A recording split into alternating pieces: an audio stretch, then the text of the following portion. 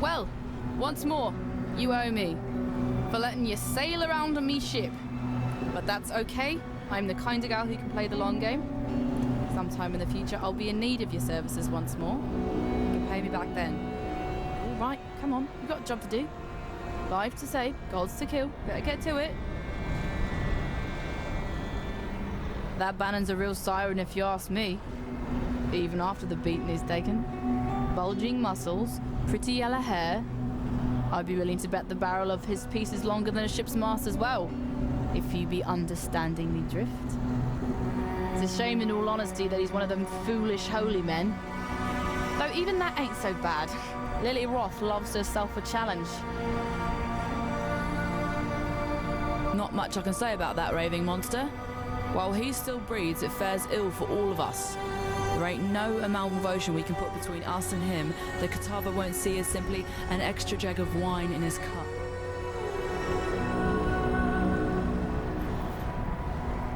Good tidings to you.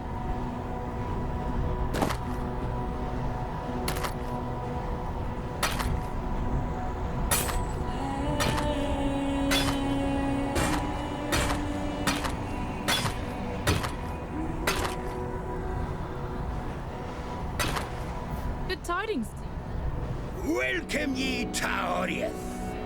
Smell that fresh land lubber air. Ain't nothing like the air in Theopolis, full of debauchery and pollution, hidden neath the garb of them holy templars. Seems the place has changed a fair bit since last I was here. A lot more blood and entrails than what I remember. Well, best Lily and I stay here, where it be safe. You journey on ahead, matey, and see what blimey buggers you get to kill next.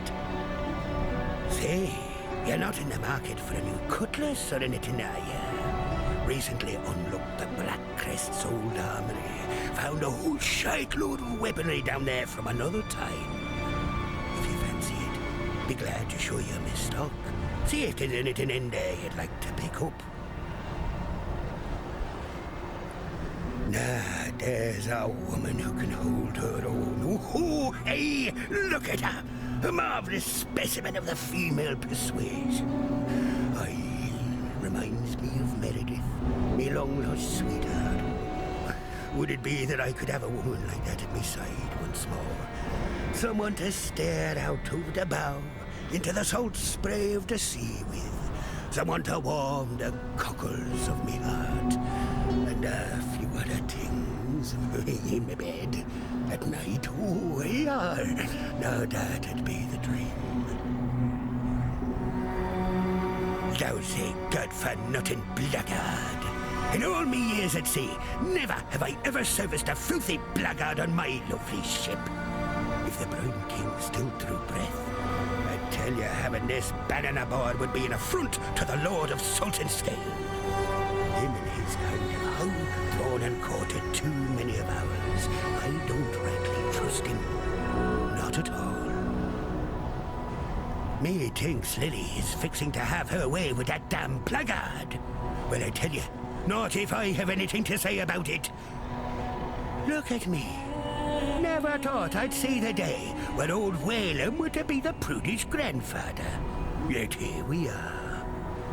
Damn conscience will be the death of me.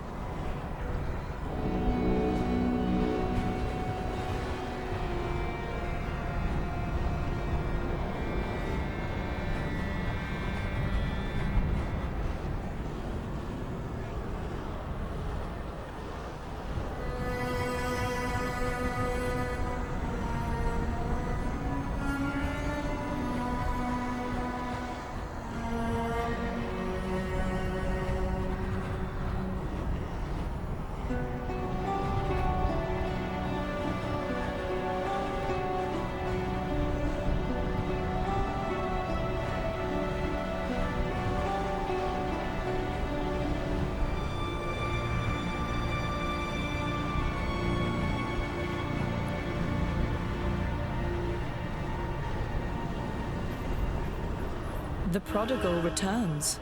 Have you brought with you a weapon to free us? The Ravenous One has only grown more hungry since you left us, and I fear your efforts may be too little, too late. Kitava has all but destroyed us here, and our poor departed Utula's cultists have taken hold of the city.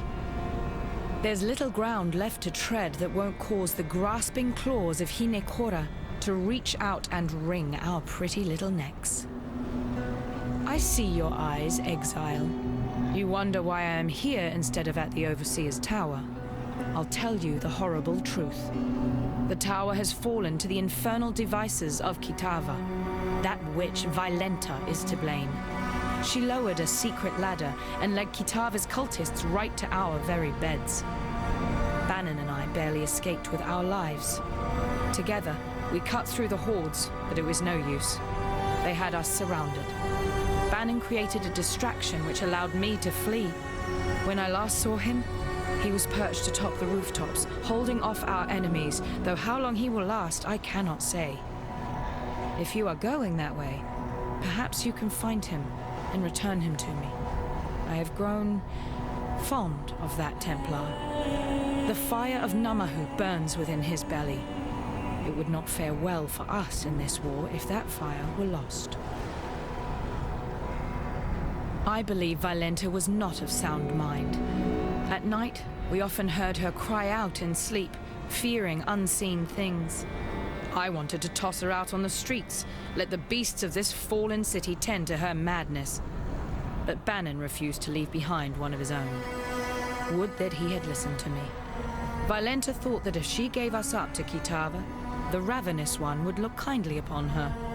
Well, look upon her he did. But what he saw and what she became is the thing of nightmares.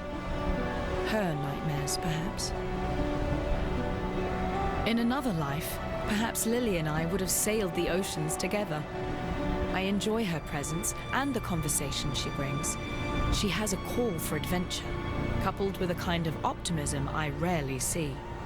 I hope that once all of this settles down, we might remain friends. I don't quite enjoy Whalem as much as I do his granddaughter, but Lily favors him, and so I will too. Unless he does something truly horrid that forces me to revoke my opinion. A dark angel on your shoulder, perhaps? In another time, the presence of this god would trouble me, perhaps even frighten me. But in these days, I cannot afford the sensation of surprise. If he's helped you this far, as you say, then one might expect he will help you all the way to the bitter end, and that is good enough for me. Kitava's appetite has grown bigger than even his devotees had expected. His hunger moves faster now than his followers can keep up. I suppose the canals were the perfect answer to their problem, really. They converted them into one giant feeding trough to bring food to his mouth at a speedier rate. Before their god rose from the depths, Utula and his cultists had direction. They wished to see Kitava free to stage his horrifying banquet. I was foolish enough to believe these theological mumblings as symbols for Karui freedom. Now that their prophecies have come to fruition, the cultists have lost their minds. It's hard enough to believe the end times of your chosen religion will ever happen, let alone to last longer than the final pages of your holy book.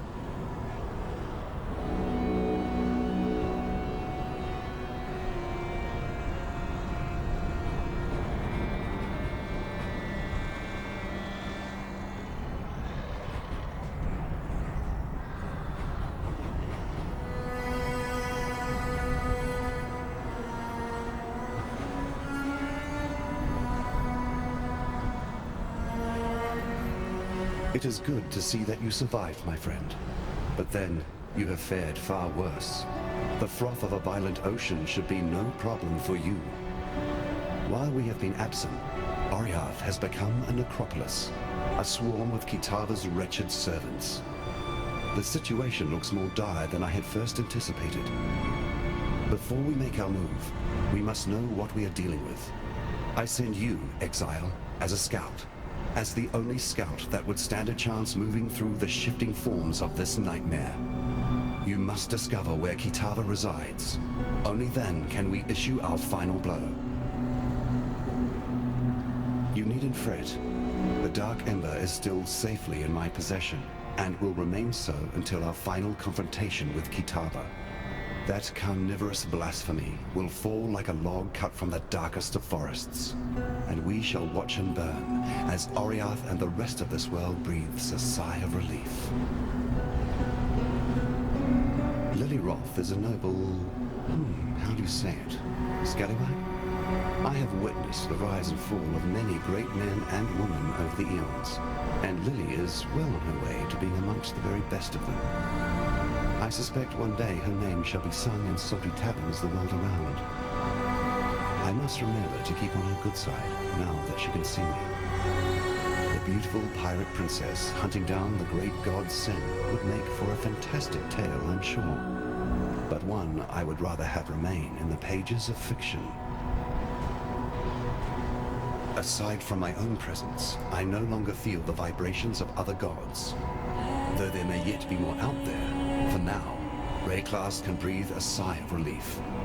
However, we must turn our sights to Kitava, who still gorges himself on those poor souls trapped in Oriath. You have drunk your fill of my kind. The essence of deity courses through your veins, waiting to be expunged upon a chosen victim. We can only hope it will be strength enough to face that demoniac of a god. This is an absolute disaster. I am Davinia, Adjunct Archivist of the Templar Order. I've returned to Oriath to perform some critical research. The whole city is in chaos. I've heard the people here talking about you. Now, if you're going into that madness, I have a favor to ask of you. Most of the Templar's secret archives have probably been looted or burned by now. But there's one trove only the Master Archivist and I knew about. It's hidden within my Order's ossuary. Now, if you can, please, go there and search for a particular tome. It's called the Mortonomicon, and supposedly contains everything the Templars know about immortality. I know you're dealing with Kitava and his cultists, but this may be just as important in the long run. This, the Mortonomicon Exitio Immortalis, as its lengthy name implies, is quite the difficult read. As a layer of extra security, it was written in the ancient language of the newcomers that were instrumental in the founding of our religion. Very few people can speak it, let alone read it. I'm deciphering the language at the same time that I'm translating and researching. It's mentally taxing to the extreme, but I have no choice but to soldier on. You can see him too. I thought I was hallucinating.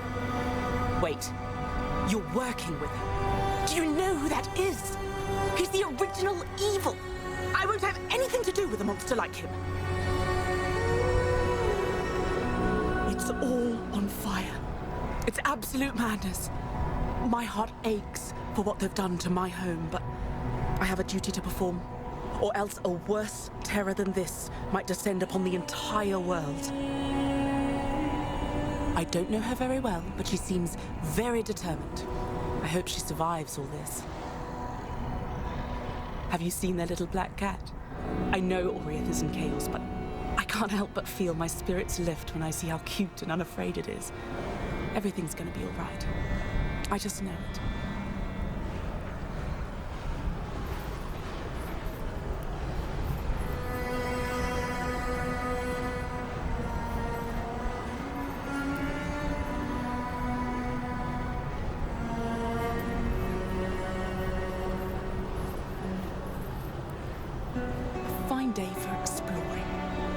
My research, and believe me, I've done more than most. I've still never been able to figure out who the newcomers truly were.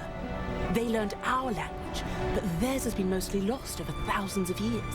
It has a completely different grammatical structure too, so translating it is a slow and difficult task. If only I could find that elusive shrine.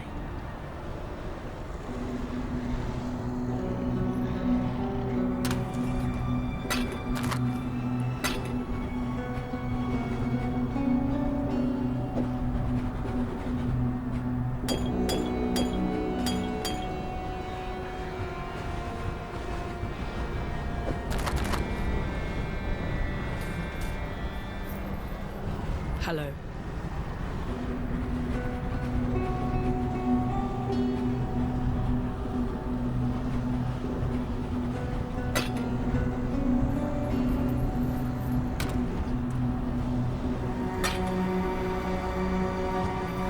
Hello there, Exile.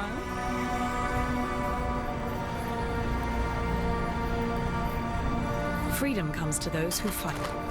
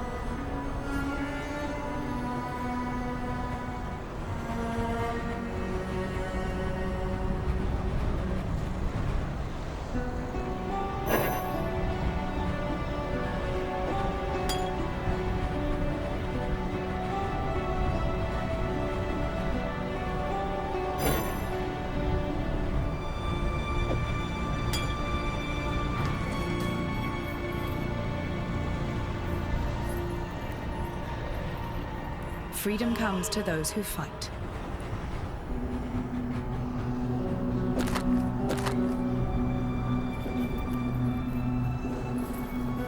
Decisions must be made.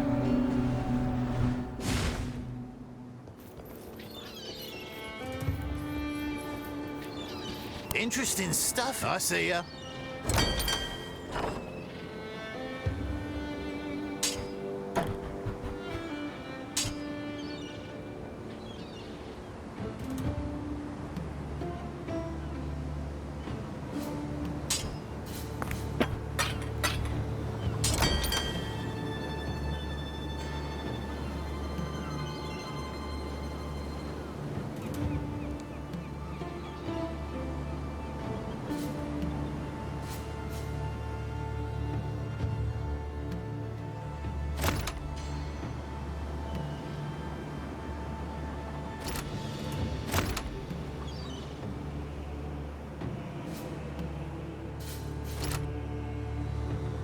I'll give him the word. Could really use more help. Onward and upward, as Danig might say. Oh, hello there.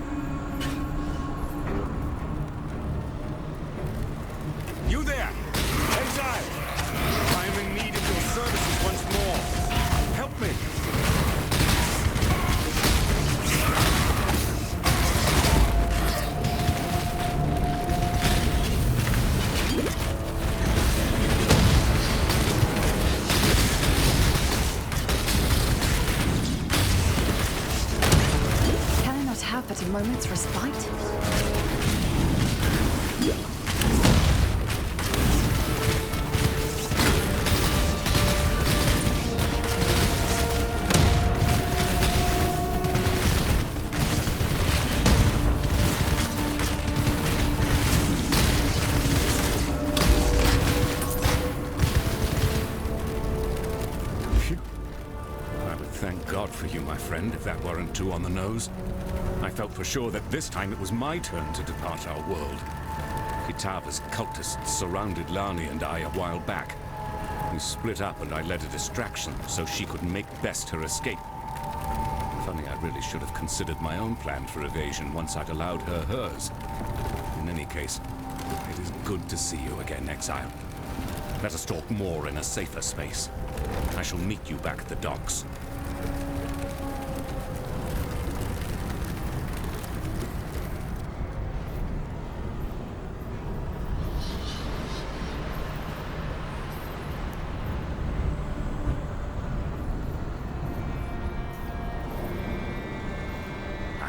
Good to see you made it back. You look at me with suspicious eyes. Yes, I know you have your apprehensions about me, and my new indwelling spirit. But if it helps a little, I feel innocence stirring inside me, awakening with an odd sense of gratitude towards you. It was, after all, your bite that returned him to humility, allowed the scales to drop from his eyes. If you are to go wandering the city in its current state, be careful where you step. Kitava's cultists are constantly on the prowl, actively seeking food for their god. What's worse, the passage to Kitava's feast is blocked off by two large black gates. We call them Kitava's horns, and they are utterly impenetrable to the motions of man. There is but one way in which we can reach Kitava and deprive him of his eternal meal. The Staff of Avarius lies somewhere amongst the rubble of the Chamber of Innocence, still billowing with holy power. If you were to find it and return it to me, I believe the power in the Staff will act as power enough to break through the horned gates. While they had me trapped, I heard those cultists' mad gibberings. Their words were akin to that of the ray-classed cannibals. Nonsensical sentences, accompanied by the most unsettling of cackles. I fear that they have indulged too deeply into Kitava's famed habit, and caught the laughing plague that so often accompanies men and women who choose to engage in the consumption of human flesh. As I'm sure you've noticed, that damnable god Kitava no longer resides on the rooftops, as last you were here. No. The monster has acclimatized himself to Theopolis. He has set up quite the banqueting table for himself. It appears he believes he has a lot of consumption to catch up on. Best I can tell, his new residence lies through the ravaged Oriath Square and past the canals, now the feeding troughs. Heed my warning, friend. Tread lightly through that area, for those cultists are out and about once more, actively seeking food for Kitava to devour.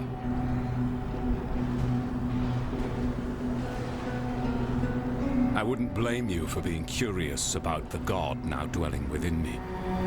In truth, I'm honored to have been chosen to be Innocence's vessel. You may hear this and think I sound like a pious Templar fool. But it is hard to remain an unbeliever when the gods walk around you, and indeed one sleeps inside you. No need to fear, however. Our poor purity god surely regrets the actions of his past. I can't see him, but I can feel his spirit, wounded and cowering somewhere inside me. At night, I hear him whimpering over his wounds. I must say, you hurt him good. But as much as I feel his pain, I also feel a budding newness in his heart. He is growing again, and relearning the compassion for humanity that he had long since lost. The Chamber of Innocence is exactly where you left it, though cultists and vandals may have had their way with it since last you visited. Innocence himself no longer cares for the place. In fact, I feel a pained revulsion for it, hence why I cannot go myself. But I'm certain you are more than capable of forging a path through that broken temple once again. Back when the cultists took control of the city, the very ground itself shook, as if pained by some dark abomination. The gnarled horns of Kitava erupted from the earth like spiraling pillars of corruption, weaving together a barrier impeding travelers from moving through the city.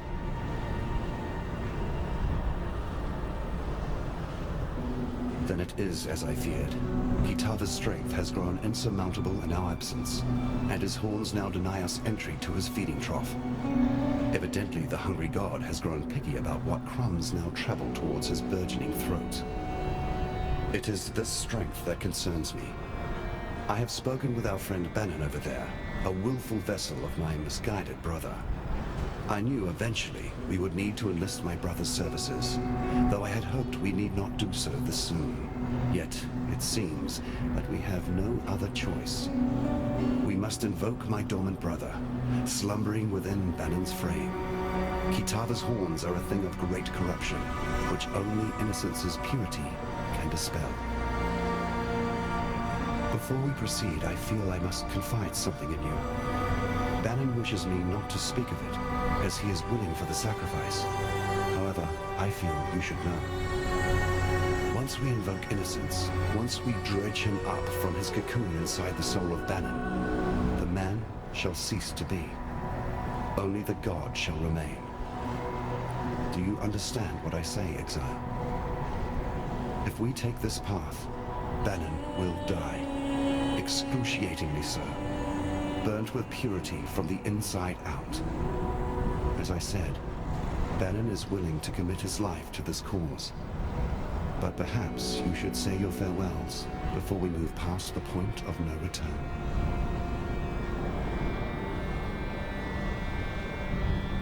I'm here to serve as best I can.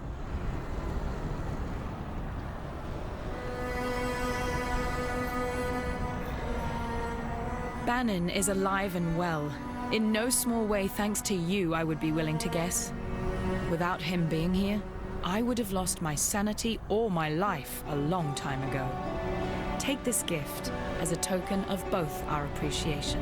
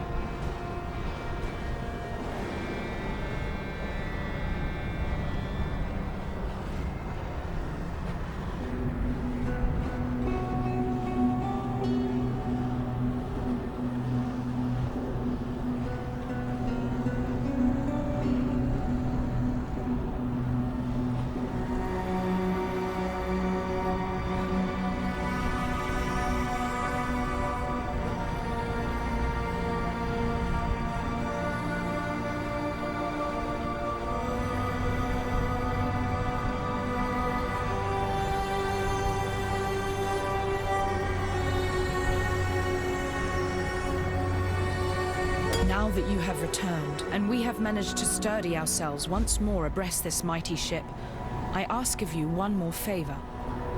Find that traitor Violenta and kill her.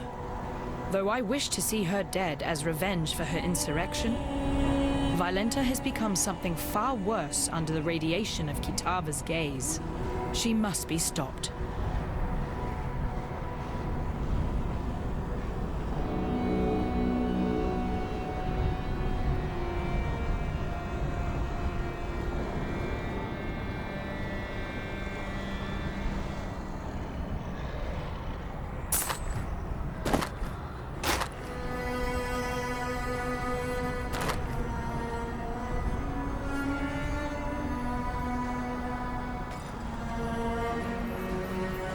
Now that the Brine King is nothing but crab meat, his sunken domain, the ancient city of Soartha, is ripe for the plundering. Your granddaddy once dedicated a good portion of his sailing life trying to hunt down the location of that monolithic city. Then, while he were otherwise indisposed, yours truly tried to follow in his gnarled footsteps, track down the teardrop, a pearl as big as your head, carved with the clues to the city's subaquatic location. I was this close to completing my grandfather's legacy when those damn Templar privateers raided me ship and took off with the teardrop, threw it in their reliquary here in Theopolis. As it were, now's the perfect time to retrieve that dazzling pearl. Think you can nab it for me? I'll make it worth your while. Maybe tick it off the list of things you owe me. Every cell-dwelling lad or lass knows of Sir Arthur. They call it a city, but more of a slaughterhouse than anything else. Old Salty himself ruled over the place, treating its citizens as morsels from his own personal pantry. Those who weren't devoured outright were picked to try continuous family line. They became fishwives like that pretty young Nessa near ended up being. Well, the Brine King, as you know, was forced into a slumber beneath the ocean, and the city was said to have joined him there as well. Few folk managed to flee from the collapsing coral shards, start new lives for themselves, but I'll be reckoning they left all their valuables behind. We're a long time ago now. Them privateers took the teardrop, threw it in the reliquary, then took yours truly and threw me in those goddamn slave pens. As far as I can tell, they never did work out what the teardrop was for. Lucky me, I suppose. It was tough. But with the help of a few other undesirables, I managed to find my way out of them pens and into the reliquary. Made an attempt to burgle back what was burgled from me. Boy, did we sure underestimate the size of them guards the Templars had on the place. Only I managed to escape unscathed. My accomplices weren't to be so lucky. They ended up in Ray classed, much like yourself. In fact, I believe you may have crossed paths. Creighton, Elira, Oak.